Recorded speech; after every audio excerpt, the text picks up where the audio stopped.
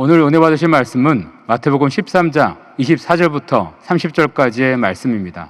마태복음 13장 24절부터 30절까지의 말씀을 다 같이 봉독하겠습니다.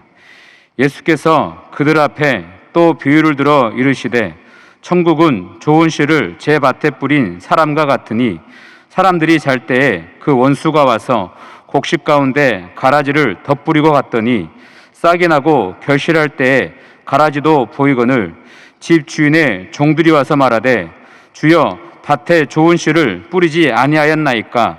그런데 가라지가 어디서 생겼나이까? 주인이 이르되 원수가 이렇게 하였구나. 종들이 말하되 그러면 우리가 가서 이것을 뽑기를 원하시나이까? 주인이 이르되 가만두라. 가라지를 뽑다가 곡식까지 뽑을까 염려하노라. 둘 다 추수 때까지 함께 자라게 두라. 추수 때에 내가 추수꾼들에게 말하기를 가라지는 먼저 거두어 불사르게 단으로 묶고 곡식은 모아 내 곡간에 넣으라 하리라. 아멘. 은혜로운 찬양에 감사를 드립니다. 다 같이 말씀의 제목을 한번 따라해 주시길 바랍니다. 하인들의 질문.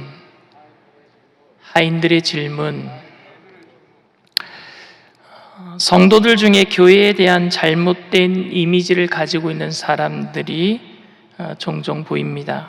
첫째로 교회를 가스스테이션, 주유소로 생각하는 겁니다. 차에 기름이 떨어질 때마다 주유소에 가서 기름을 넣듯이 은혜가 떨어지고 힘이 떨어질 때마다 교회에 와서 영적인 충전을 하기 때문에 이렇게 생각하는 것 같습니다. 둘째로 교회를 극장이라고 생각하는 것입니다. 머리까지 기댈 수 있는 극장의 편안한 의자에 앉아서 휴식을 누리면서 내가 좋아하는 영화를 감상하듯이 교회에 나와서 편안한 분위기 속에서 내가 들을 수 있는 설교 말씀을 듣기 때문입니다.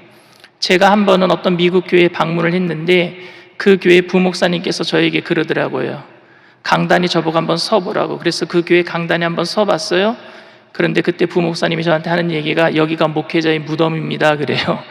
왜냐하면은 그 교회 의자가 굉장히 편안해요. 머리까지 기댈 수 있고 뒤에까지 이렇게 젖혀집니다. 그러니 목사님이 설교할 때 편안하게 듣다가 주무시는 것 같아요. 그러니까 여기가 설교자의 무덤이라고 그렇게 말씀했던 것이 기억에 납니다. 셋째로 교회를 병원, 약국이라고 생각하는 것입니다. 말씀으로 몸의 질병과 마음의 질병을 치료받을 수 있기 때문입니다. 그리고 마지막 네 번째로 교회를 백화점이나 만물상으로 생각하는 것입니다. 백화점에 가면은요, 물건도 구입하지만 거기에 플레이스테이션, 그러니까 놀을 수 있는 공간도 있고 거기서 영화도 볼 수 있고 올인원 모든 서비스를 한 곳에서 받을 수 있기 때문입니다.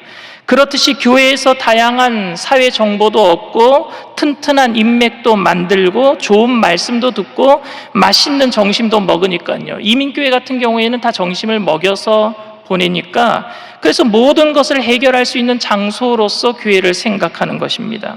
이러한 인식은 성공과 성장을 추구하는 서비스 기업처럼 교회를 잘못 인식하는 것에서 출발합니다. 그런데 우리는 이런 교회의 모습을 우리들도 은근히 기대하고 있어요. 교회가 깨끗하고 범죄가 없는 안전한 환경 속에 위치하고 있기를 바랍니다. 교회가 범죄자들이 득실거리는 그런 거리에 교회가 있는 걸 우리는 원치 않아요. 정말로 사거리, 네거리의 깨끗한 거리에 주차장이 넓고 그리고 교회에 들어서면은 그 주변 환경이 깨끗한 곳에 교회가 있기를 원합니다. 그리고 교회에 들어서면은 편안한 찬송 소리가 흘러나오고 그에 걸맞는 교양 있는 사람들과 사랑의 대화를 주고받고 목사님의 설교는 나의 생활을 깊숙이 터치하지 않는 상황 속에서 어떤 감동을 줘야 되고 너무 목사님 설교가 나를 괴롭히면 안 돼. 그러나 어느 정도 감동만 있으면 되는 거예요. 그리고 교회 학교 아이들은 인성교육과 지성교육을 잘 배웠으면 좋은 것 같아요. 예배 후에는 사회에 저명한 인사들과 교회에서 인사를 나누고 인맥을 쌓으면서 맛있는 음식을 먹을 수 있는 그런 교회를 누구나 다 기대하고 있습니다. 그런 좋은 교회. 하지만 이런 교회는 주님께서 원하시는 교회의 본질은 아닙니다. 그런 교회만이라면 그건 교회의 본질이 아니라는 겁니다. 왜 우리는 이런 교회를 원하고 있을까요? 편리함을 추구하는 현대인의 의식 구조 때문에 당연히 교회도 그렇게 편리했으면 좋겠다라는 생각 때문이기도 합니다. 그런데 또 다른 이유는 우리가 교회에서 너무나도 끔찍한 일들을 많이 경험했기 때문이에요. 갈등을 너무 많이 겪었기 때문입니다. 교회가 싸우는 것들을 너무 많이 봐왔기 때문입니다. 세상보다 더한 모습을 경험한 사람들의 문제가 교회에 있다라는 거예요. 교회에서 편안하게 신앙생활하기 원해서 갔는데 교회에도 문제가 많은 걸, 편안해지가 않아요. 싸움이 있어요. 갈등이 있어요. 어떤 집사님이 아침에 거실에서 아이들끼리 노는 모습을 편안하게 보고 주방에 가서 뒷정리를 하고 있는데 갑자기 딸이 싸우는 목소리가, 커지는 목소리가 거실에서 들리길래 빨리 황급히 거실로 달려가서 왜 그러니? 라고 물어봤대요. 그랬더니 그 어린아이 딸이 이렇게 얘기했답니다. 교회 놀이 하는 거야. 교회에 오면 세상의 모든 근심과 걱정을 떨쳐버리고 하나님의 말씀과 성도들의 사랑과 섬김을 통해서 위로를 받아야 하는데 시끄럽고 싸우는 갈등이 있는 곳이 되다 보니까 이런 교회를 피하고 싶은 우리들의 심정은 당연한 것이라고 생각합니다. 문제가 많은 교회와 그 속에서 갈등을 일으키는 성도들을 어떻게 하면 좋을까에 대해서 저는 오늘 본문을 가지고 알곡과 가라지의 비유를 가지고 설교한 적이 있습니다. 그리고 그 설교의 결론은 교회 안에 알곡과 가라지를 추수 때까지 수동적으로 기다려야 한다라고 저는 결론을 지었습니다. 그 이유는 가라지를 뽑다가 알곡이 다칠 수 있기 때문이고 가라지와 알곡은 비슷하기 때문에 우리가 구별하기 어려우니까 추수 때까지 기다렸다가 열매가 있는지 없는지를 보고 판명하면 되는 것이고 또한 알곡과 가라지의 판단은 오직 주님만 하실 수 있기 때문이라고 저는 설교를 했었습니다. 그런데 이러한 해석과 설교는 오해를 불러일으킬 수 있습니다. 마지막 추수 때는 하나님께서 우리를 심판하실 때입니다. 그러니까 그때까지 교회에 가라지가 있어도 가만히 내버려 두라라는 것은 교회의 불의한 자와 악을 그냥 인정해 줘도 된다란 말처럼 들린단 말입니다. 그러니까 악이 계속해서 교회에 있는 동안 가라지를 제거할 수 없으니까 교회는 세상 사람들이 볼 적에 악이 제거할 수 없는, 자정할 수 있는 능력조차 없는 교회, 이렇게 생각할 수 있단 말입니다. 그냥 하나님께서 심판하실 때까지 내버려 둔다면 교회는 자정 능력이 없는 것처럼 세상이 비춰질 수 있단 말입니다. 가라지를 그만두어라는 것은 교회에 불의한 일이 벌어지고 악한 일들이 자행되어도 적당히 가자는 말이 절대 아닙니다. 좋은 게 좋은 거니까, 주님께서 치리하실 것이니까 그냥 가자 적당히 가자란 말이 절대 아닙니다. 혹시 무르익지 않은 알곡들이 다칠까봐 세속적이고 정욕적인 세상의 것들을 내버려 두자라는 이야기는 절대 아닙니다. 이 비유에 대한 또 다른 잘못된 해석은 교회에서 알곡과 가라지에 대한 정의를 잘못 내리고 있다는 것입니다. 여러분, 알곡은 누구고 가라지는 누구입니까?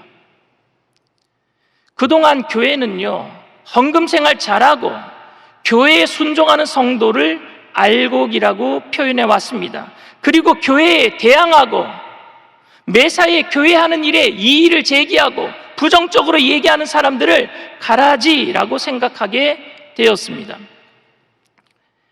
그래도 교회는 그런 가라지와 같은 성도들이 언젠가는 변화될 것을 믿고 품어야 된다라고 가르쳐왔고, 그렇게 품는 성도들과 그렇게 품는 목회자는 인격적으로 대단한 거룩한 사람이라고 서로들 그렇게 평가해 왔습니다. 그러나 오늘 본문 이야기에서는 알곡과 가라지가 그런 성도들을 이야기하는 것이 절대 아닙니다. 오늘 말씀은 문제 많은 교인을 어떻게 하라는 본문의 말씀이 아닙니다. 오늘 말씀은 교회 안의 성도를 어떻게 하라는 말씀이 아니라 세상을 향한 교회에 대한 사명과 마음가짐에 대한 말씀입니다. 오늘 본문이 들어있는 마태복음 13장은요, 예수님께서 천국에 대한 비유를 스트레이트로 연속적으로 세 가지 이야기를 하십니다. 첫 번째가 마태복음 13장 1절에서 23절에 있는 씨 뿌리는 자의 비유고, 두 번째 비유가 오늘 본문인 마태복음 13장 24절에서 30절의 알곡과 가라지의 비유이고, 세 번째 비유가 31절에서 32절까지 있는 겨자씨의 비유예요. 이 세 비유는요, 공통된 주제를 가지고 있습니다. 첫 번째 비유는 뭡니까? 씨 뿌리는 자의 비유인데, 길가, 돌, 가시덤불, 옥토라는 네 가지 밭이 있대요.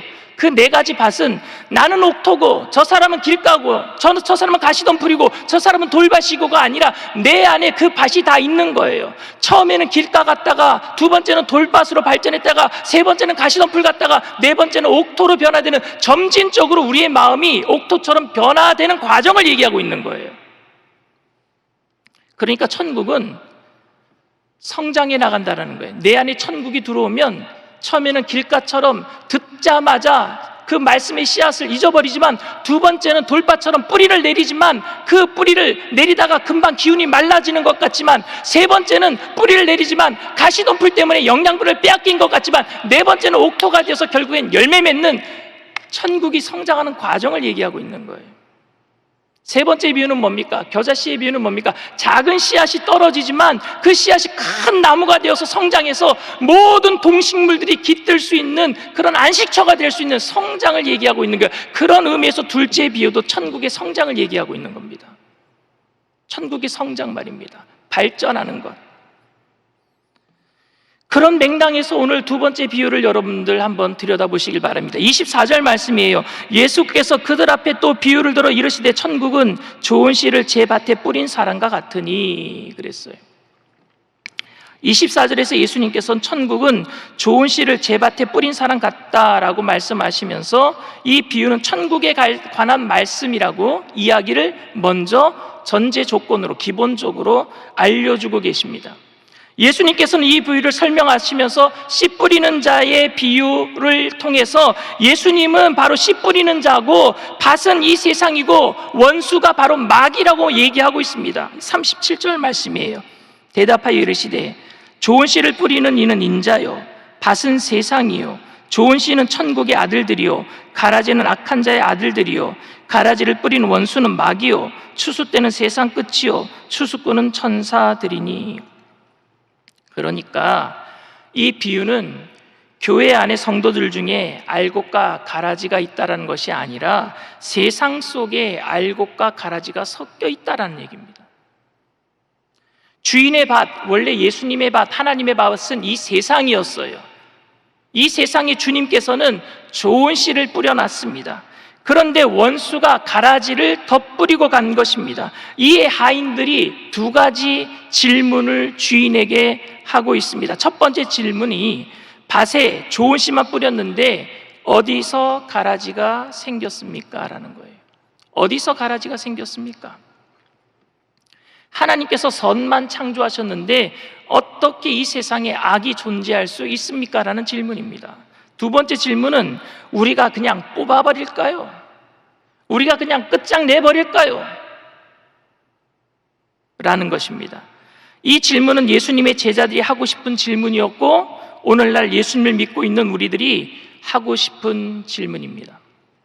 예수님이 이 세상에 오셨는데, 메시아가 이 땅에 오셨는데, 하나님의 나라가 이미 임하였는데 왜 아직도 이 땅에 악과 고난이 남아 있습니까? 왜 아직도 이 땅에 질병과 아픔이 있습니까? 왜 아직도 이 땅에 코로나19와 같은 아픔이 존재합니까? 왜 아직도 이 땅에 문제투성이입니까? 왜 아직도 이 땅에 아프가니스탄이 그런 고통이 있습니까? 내가 예수를 믿는데, 예수를 믿으면 만사형통 하나님의 복이 임해야 되는데 왜 내 일은 점점 더 꼬이고 꼬여갑니까? 여러분, 이런 질문 하고 싶지 않으세요? 예수님께. 그런데 이 질문에 예수님의 답변은 악한 자들이 가라지를 심었구나입니다. 악한 자들이 가라지를 심었구나.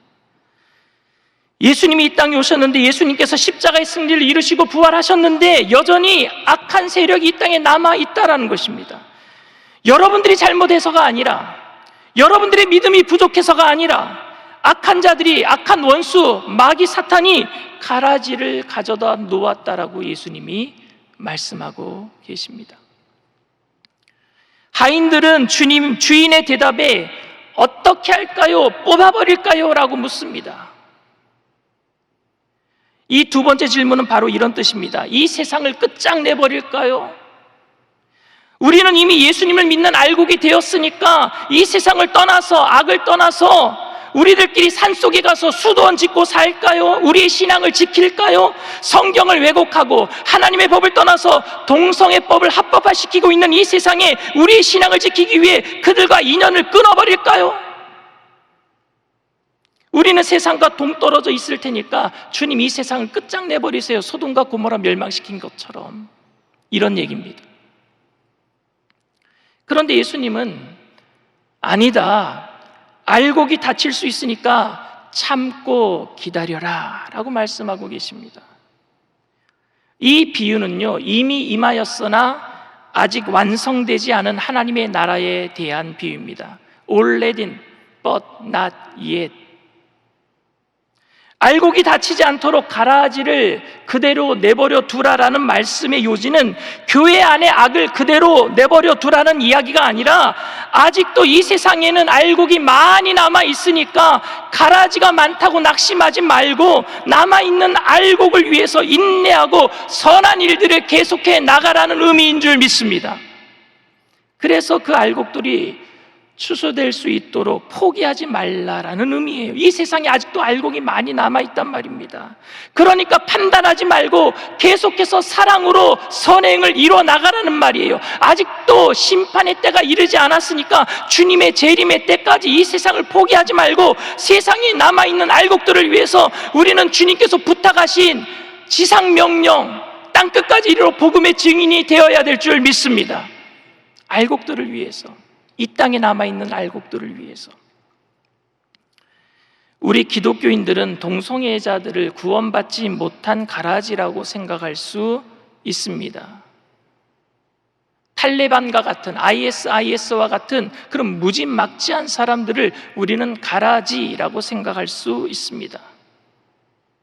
그리고 그런 동성애자들이 인권을 가지고 평등하게 살아가도록 법을 만드는 사람을 하나님께 대항하는 마귀의 하수인이라고 여깁니다. 그래서 그들과 말 섞는 것조차도 꺼리고 소돔과 고모라가 동성애의 죄악으로 멸망받았듯이 하나님께서 그들을 심판하기를 우리는 기대합니다.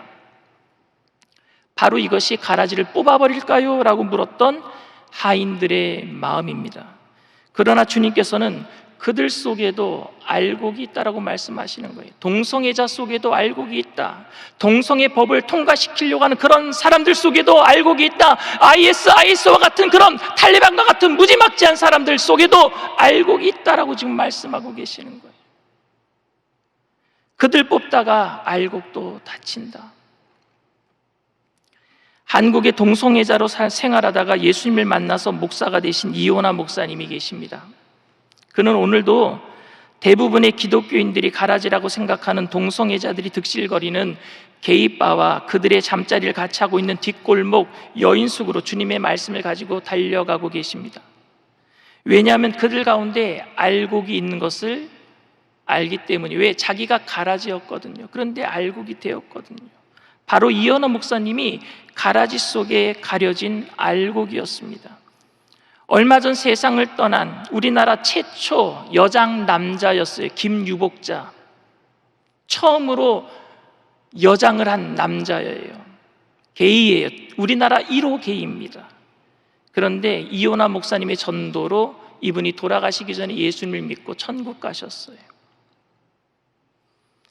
오늘 예수님의 비유는 소망이 없어 보이고 악에게 삼킨 것 같은 세상 속에서 예수 그리스도의 소망을 포기하지 말고 살아가라라는 비유에, 천국은 계속해서 성장해 나가니까 포기하지 말아라.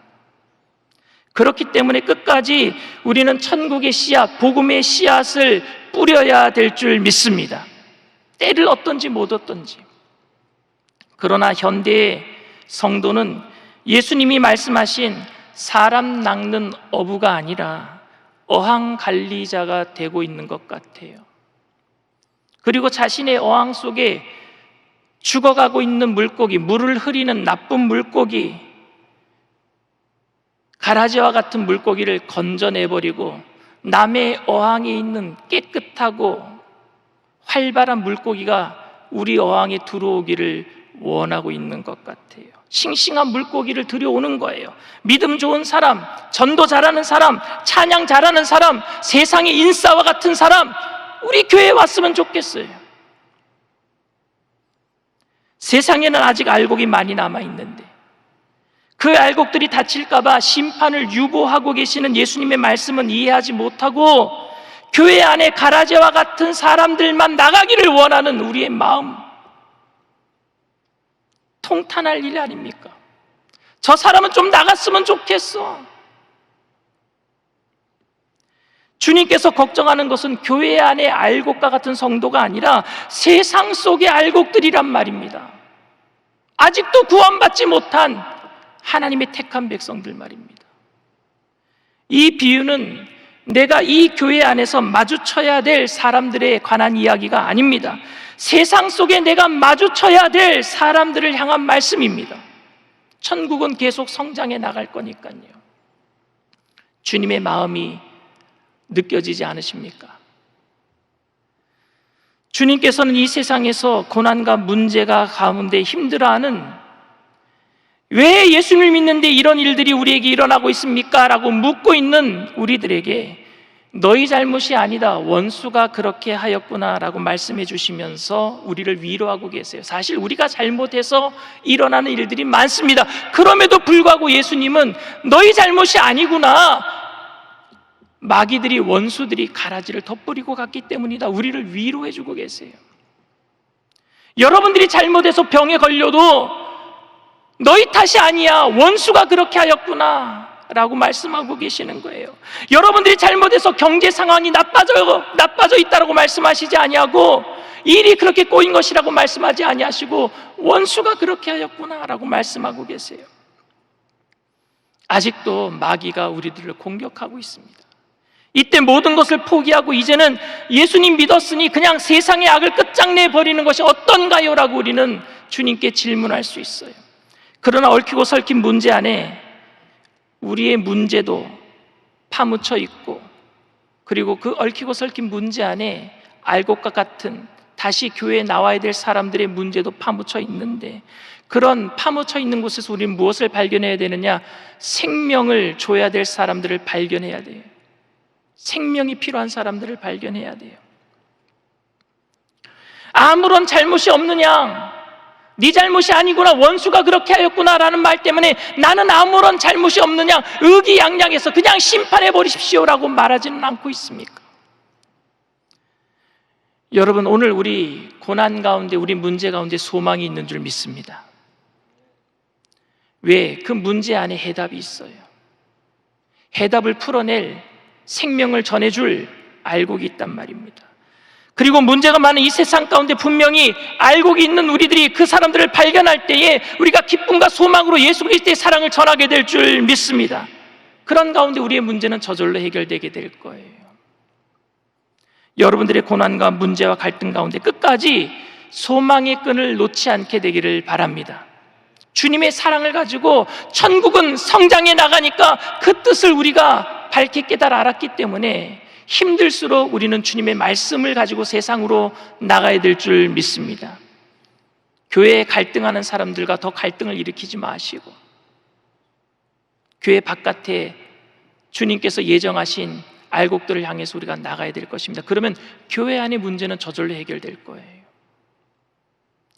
세상 속에 아직도 주님의 알곡이 있음을 알고 예수님의 사랑을 가지고 땅끝까지 복음의 증인의 삶을 사시는 저와 여러분들 다 되시기를 주님의 이름으로 축원을 드립니다. 문제가 있으신 분은, 가슴에 아픈 곳이 있으신 분은 믿음을 가지고 아픈 곳에 손을 얹으시길 바랍니다. 사랑과 은혜가 풍성하신 좋으신 하나님, 천국은 성장해 나가는 곳입니다. 우리의 마음의 밭이 길가, 돌밭, 가시밭, 옥토밭으로 성장하여서 30배, 60배, 100배의 결실을 맺듯이 작은 겨자씨가 심겨져서 큰 나무가 되어서 천국이 그렇게 성장하듯이 주님께서 뿌려놓은 그 씨앗들, 알곡들이 결국에 이 세상을 덮게 하실 줄 믿습니다. 물이 바다 덮음같이 이 땅에 죽어가는 많은 영혼들을 다 건지시기까지 쉬지 아니하시는 그리스도의 마음을 우리가 품게 하여 주시옵소서. 포기하지 아니하시고 끝까지 변화될 것을 믿고 우리들에게 사명 맡기신 그 예수 그리스도의 땅끝까지 이르러 복음된 증인된 삶을 살아갈 수 있도록 이 시간 성령님 우리 가운데 임하여 주시옵소서. 임하여 주시옵소서. 임하여 주시옵소서. 교회 안에 갈등을 일으키는 사람들을 내보내려는 그런 어리석은 마음으로 갈등에 또 다른 갈등이 되지 않게 하여 주시사 예수 그리스도의 마음을 가지고 눈을 들어 이 땅에 죽어가는 영혼들을 바라보는 예수님의 마음 속에 하나님 우리들이 있게 하셔서 우리가 구원받았듯이 이 땅에 죽어가는 많은 영혼들, 주님 마음 가운데 품어있는 그 영혼들 우리 마음에도 품게 하여 주시옵소서. 동성애자들을 우리 마음에 품게 하여 주시옵소서.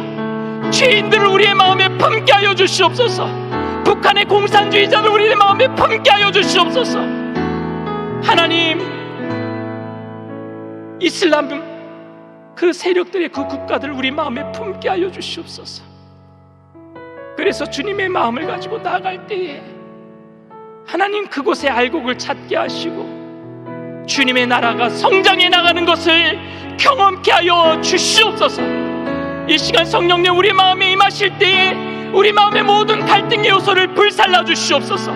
깨끗게 하여 주시옵소서. 나사렛 예수의 피로 명하노니 마음의 두려움과 염려의 세력, 갈등을 일으키는 미혹한 악한 영의 세력은 한 길로 떼고 길로 도망갈지어다.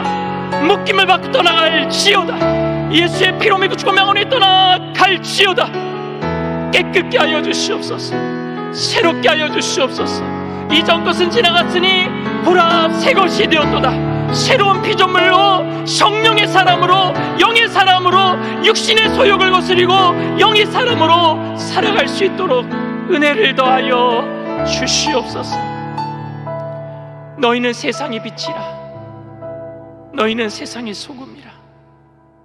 이 땅을 비추고 이 땅에 썩어져가는 곳에 주님의 사명을 감당하는 귀한 일꾼들 영혼이 잘되게 하시고 범사가 잘되게 하시고 강건케 하여 주시옵소서. 이 시간 믿음으로 아픈 곳에 손을 얹어 싸우니 치료의 강선을 발하여 주시옵시고 깨끗이 고쳐 주시옵소서. 나사렛 예수의 피로 명하노니 저주의 질병의 세력은 한결로 떼고 길로 도망갈지어다. 묶임을 받고 떠나갈지어다. 머리부터 발끝까지 깨끗게 될지어다. 오장육부 사지백체 뼈 마디마디 신경세포 조직마다 새롭게 될지어다. 주님의 사람에게서 떠나갈지어다. 주님의 능력으로 새롭게 하시고 하나님의 능력 가운데 하나님 영광을 드러내는 귀한 일꾼들 되게 하여 주시옵소서. 이 땅에 한 사람의 의인을 찾으시는 그 하나님의 마음에 합한 사람으로 오늘도 우리 여의도 순복음교회 청장년들이 쓰임받게 되는 것을 믿음으로 감사를 드리며 예수님의 이름으로 기도드리옵나이다. 아멘. 지금은 우리 주 예수 그리스도의 무한하신 은혜와 아버지 하나님의 영원하신 사랑과 보혜사 성령님 내주교통 충만하시고 위로하시는 축복이 세상 가운데 알곡을 찾으시는 예수 그리스도의 마음을 품고 주님의 마음으로 살아가기로 결단하는 믿음의 백성들, 개인, 가정, 사업, 직장, 자녀, 학업생활, 범사 전체 위에 지금으로부터 영원토록 함께 하실지어다. 아멘.